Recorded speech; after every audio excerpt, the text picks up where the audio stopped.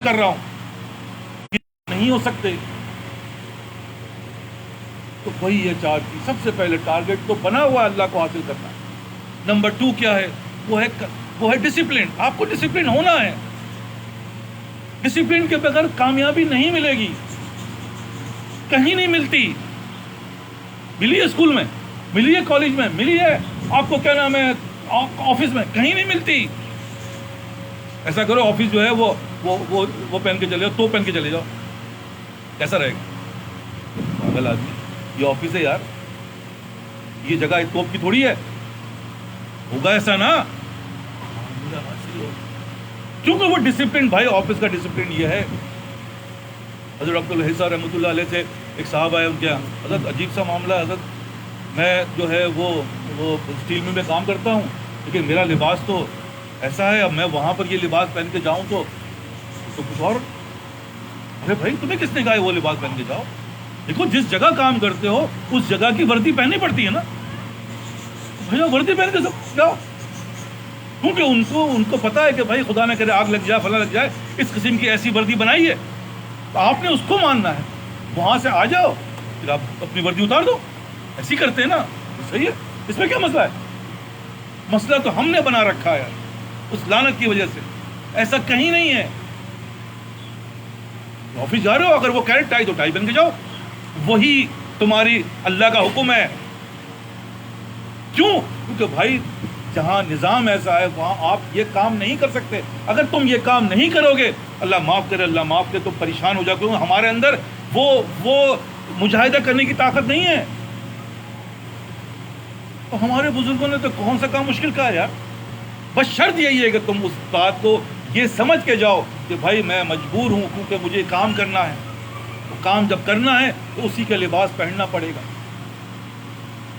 کسی کہاوت والے نے کہی ہے کہ جس نگری میں رہی ہو اس جیسی سی کہی ہو, جس نگری میں رہی ہو اس جیسی سی کہی ہو, اونٹ بلوا لے جائے تو ہاں جی کہی ہو. کیا مطلب ہوا؟ اگر کوئی کہے یار بلی جو ہے وہ اونٹ لے کے بھاگ گئی, ہاں بالکل صحیح کہہ رہے ہیں, ایسے ہی ہوا. کیونکہ اگر اس کے خلاف جاؤ گے وہ تمہیں پنش کر دے گا. وہ تو پاگل ہے, پاگلوں کے ساتھ کیا بحث کرو گے؟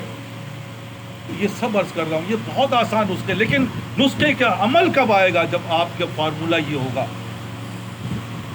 کیا؟ ڈسپلن. ڈسپلن کیا ہے؟ اس نبی کی سنت. اگر وہ سنت کے خلاف ہے وہ ڈسپلن نہیں ہے, وہ ڈسپلن نہیں کہلائے گا. اور انڈسپلن کا مطلب کیا ہے؟ مارکنگ مائنس پہ جاتی ہے. دوسری چیز ٹائم مینجمنٹ. ٹائم مینجمنٹ کیا ہے؟ ٹائم کے بغیر, میں کہہ رہا ہوں دنیا کے اندر دین سب سے پہلے ٹائم سکھاتا ہے کہ ٹائم مینجمنٹ ہونا چاہیے. اتنے بج کے اتنے منٹ پر فجر ہوگی, 1 منٹ پہلے اگر کوئی نماز پڑھ لے فجر نہیں ہو سکتی اس کی ادا. اتنے بج کے اتنے منٹ پر افطار ہوگا, 1 منٹ پہلے کھول لے اس کا افطار نہیں ہوگا. 1 منٹ ٹائم ہے نا, ایسے چل جائے تو چل جائے, چلنے تو ایسا نہیں کوئی چل رہا. ٹائم مینجمنٹ ہے تو اللہ نے سکھایا ہمیں. وہی ٹائم مینجمنٹ آپ نے یہاں اپلائی کر رہے ہیں جو اسکول میں کرتے آئے ہو. 8 بجے اسکول لگتا ہے, کون گیا ہے 9 بجے؟ نہیں جاتا. آفس لگتا ہے 9 بجے, کون گیا ہے 10 بجے؟ بھائی نہیں جا سکتا. اور جائے گا تو مائنس مارکنگ ہوگی. سن لو, مائنس مارکنگ ہوگی, اور مائنس مارکنگ کا مطلب پریشان ہوگی. سزا کا مطلب کیا ہوتا ہے؟ ذلیل ہو رہے ہیں نا, تو وہی ہو رہے ہیں دنیا میں.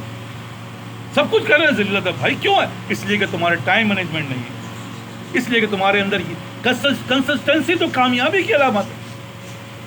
ٹائم مینجمنٹ پنشمنٹ کی علامت ہے, ڈسپلن پنشمنٹ کی علامت ہے. اگر تم ڈسپلن نہیں ہوگے تمہیں پنش کیا جائے گا. اور پنش کیسی؟ ایسی ہوگی چھوٹی موٹی. دل کے اندر پریشانی, یار پتہ نہیں مہنگائی بڑھ رہی ہے, میں بھوکا مر جاؤں گا, میرے بچے ایسے ہو جائیں گے, رات تو رات نیند نہیں آ رہی, حالانکہ ہوا کچھ بھی نہیں ہے, لیکن طبیعت میں بے چینی آ گئی. فلاں چیز ایسی ہو کہ گر گیا تو ہاتھ ٹوٹ گیا. ارے بھائی ہاتھ ہی ٹوٹا ہے, زندگی مرا تھوڑی ہے. شکر کرو ہاتھ ٹوٹا, ورنہ کمر ٹوٹ سکتی تھی. چھوٹا سا جھٹکا آیا. یہ وہ چیز ہے جس کو اللہ کہہ رہا ہے یہ حادثات زمانہ کیا ہیں؟ سب اسی کے ہیں, لطف و کرم کے جلوے. دلوں پہ ٹھوکر لگا لگا کے دلوں کی دنیا جگا رہا ہے. جاگو, دیکھو ہم کرتے ہیں سب کچھ، ہمارے بس میں ہے. فسویں سب معرفت کے، یہ جو فسانے ہم سناتے ہیں نا، سب اللہ کے معرفت کے فسانے ہیں. فضل ہے سب اس کے کرم کے. یہ تو اللہ نے فضل و کرم فرمایا کہ ہمیں ایک جھٹکا دے کے ہمیں احساس دلایا. لیکن فرق یہ ہے، ادھر سے دیکھو تو آ رہا ہے، ادھر سے دیکھو تو جا رہا ہے. بھائی اگر رخ بدل دو تو آنے والی چیز جاتی ہوئی نظر آئے گی. تو آپ سب سے یہ کہہ رہا ہوں کہ بھائی کرنا تو ہے اور کر بھی رہے ہیں، لیکن اگر یہ 4 چیزیں نہیں ہیں تمہارے اندر، تم کامیاب نہیں ہیں.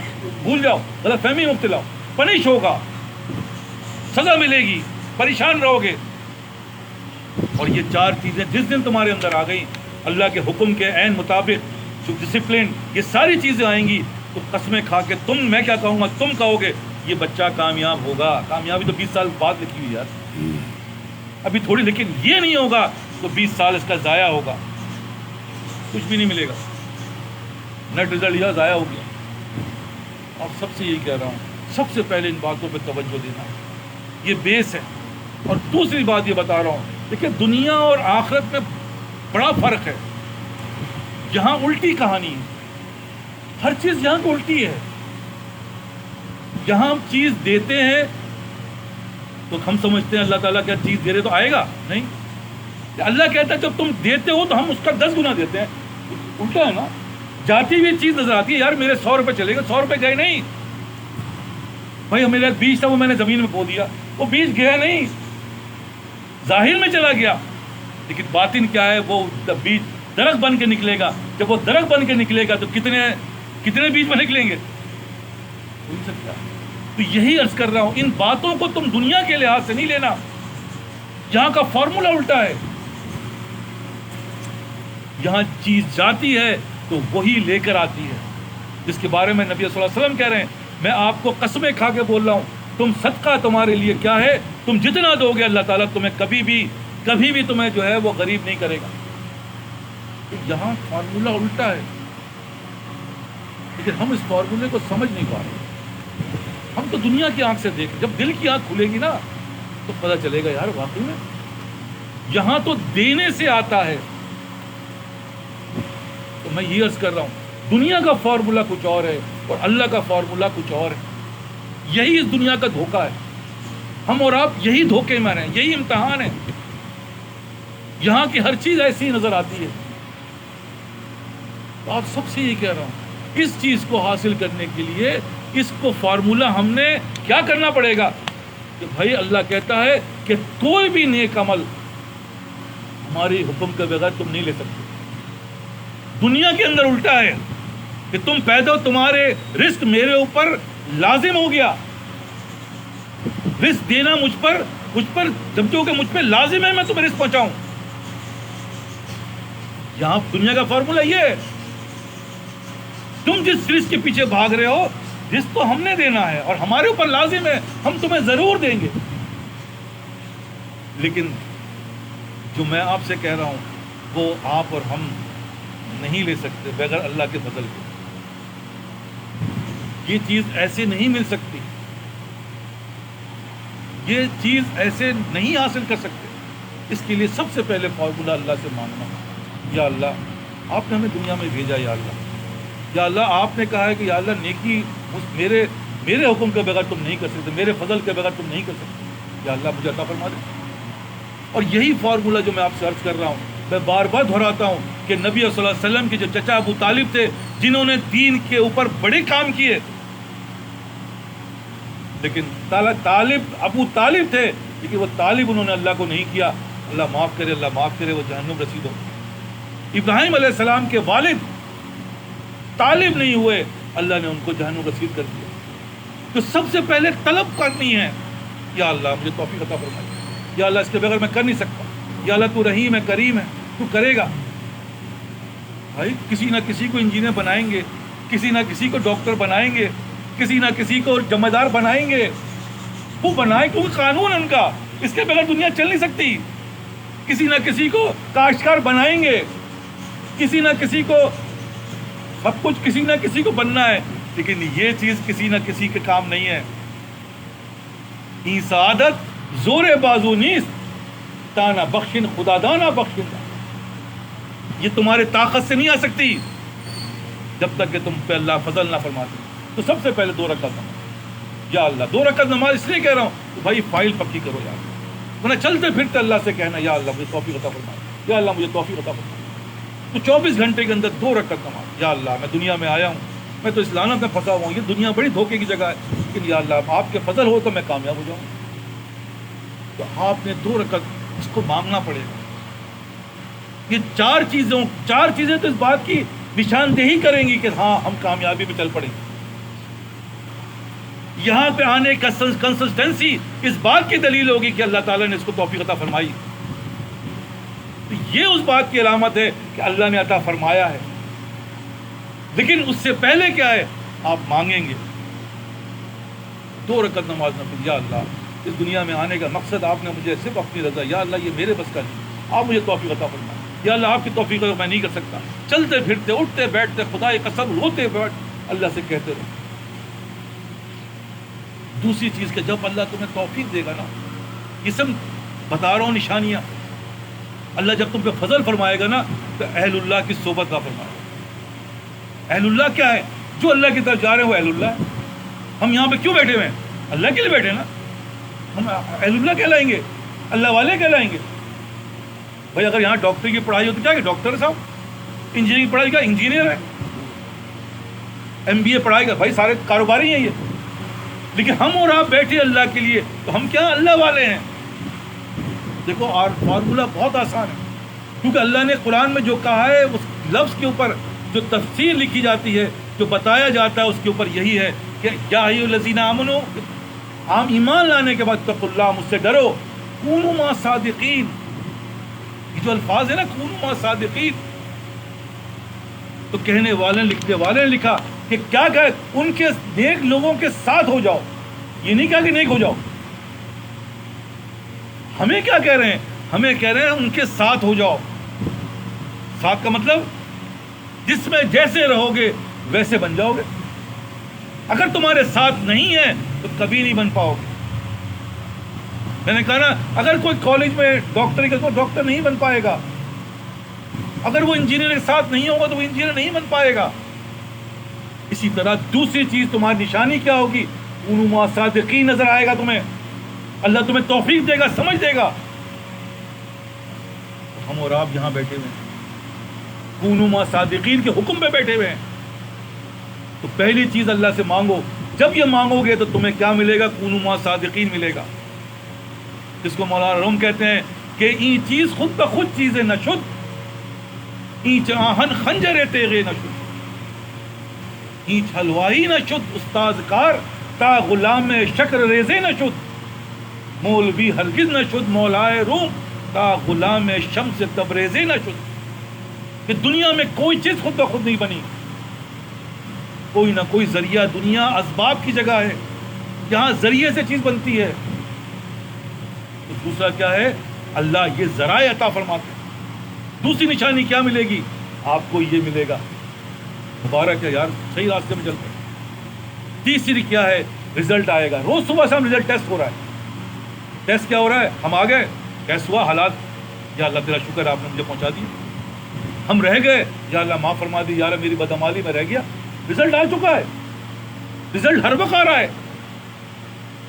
ایک دم کسی نے مجھ سے بات کی، مجھے غصہ آیا، میں نے غصے میں 2 بات بری بات کری، رزلٹ آ گیا، اندر میرے خرابی ہے، تبھی تو غصہ آیا، جو اندر تھی وہی تو بات آیا۔ یا اللہ مجھے معاف فرما دیجیے، یا اللہ مجھ سے غلطی ہو گئی، یا اللہ مجھے، اور آپ نے جو بات کہی اس کے اگینسٹ میرے اندر سے پیار محبت کی باتیں آئی، درگزر کی باتیں آئی، یا اللہ تیرا شکر ہے، یا اللہ تو نے مجھے بچا لیا، یا اللہ۔ اور کیا کرنا ہے؟